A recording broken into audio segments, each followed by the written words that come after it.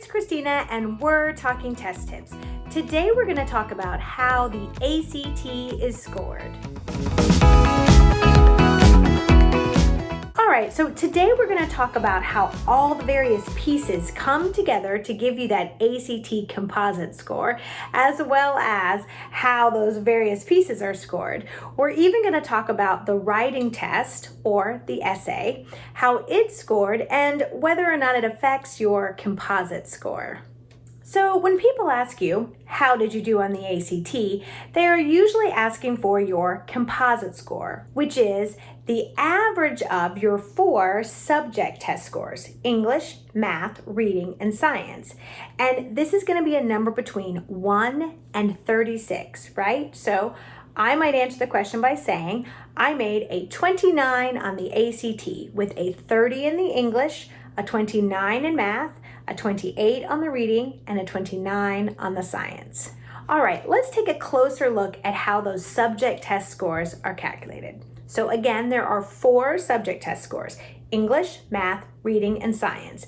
And these scores are calculated by converting your raw score, which is number of questions you got correct in each section, into a number between 1 and 36. Now, without getting into the weeds too much, each test is scored a little bit differently, and some say curved, but really this is just about how your composite score could go up or down about 1 point from one test to the next, even if you got the exact same number of correct answers. But this actually makes sense, given there are so many people taking the test that they would need a way to adjust for any outliers. The real difference that I want you to pay attention to is something like the subtle difference between how the reading and science sections are both converted. Without getting too into the math and staring at conversion charts, even though they both have the same number of questions, the reading section is scaled a bit more in your favor. In other words, it gives you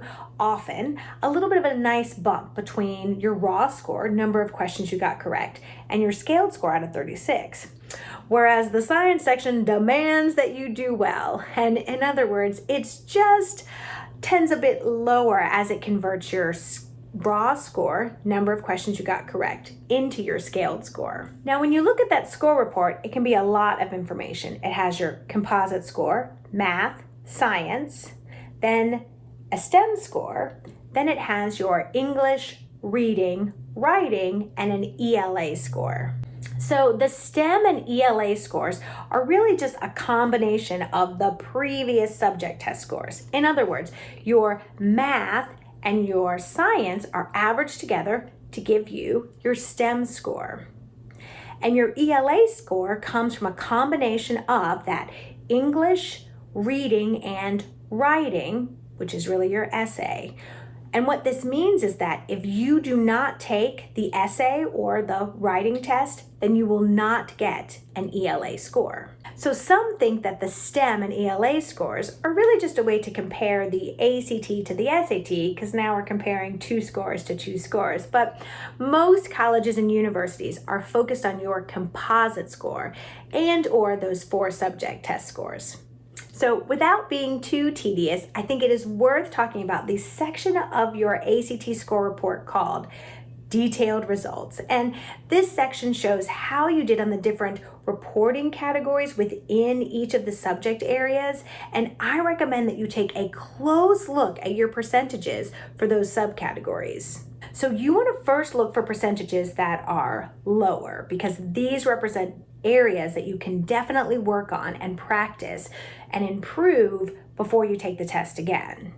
Then I want you to look at what was your higher subject test score: English, math, reading, and science.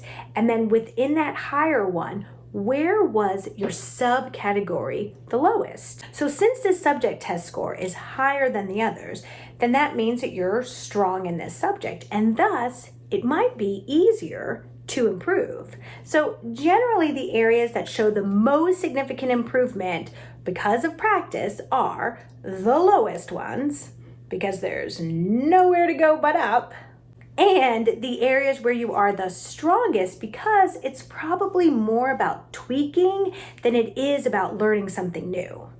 As for the ACT writing section, or the essay, this is optional. So you should really look at the colleges and universities in which you're considering applying and see what those requirements are before you decide whether to take the ACT with the writing test section.